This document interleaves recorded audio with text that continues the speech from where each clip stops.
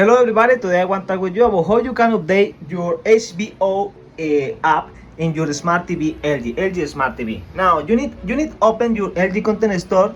This is like your app store or play store in your mobile. Now in my TV is that has color pink, but in your TV maybe can be color blue or green. Now when you are here, can you see this is the trending apps? You need find HBO. Okay, now this is the popular apps, streaming apps.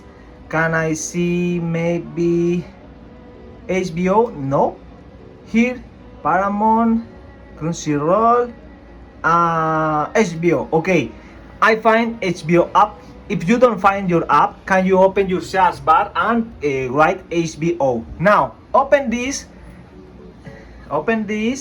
Now can you see I have the last version not installed. I need download the last version. Can you see this button? You need touch this button.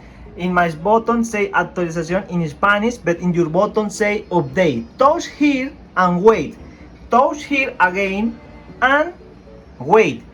Can you see now the download the last version and install and wait, and it's success. HBO, the app is update success. And can you see now the button say open already. And this is all for this video. This is all.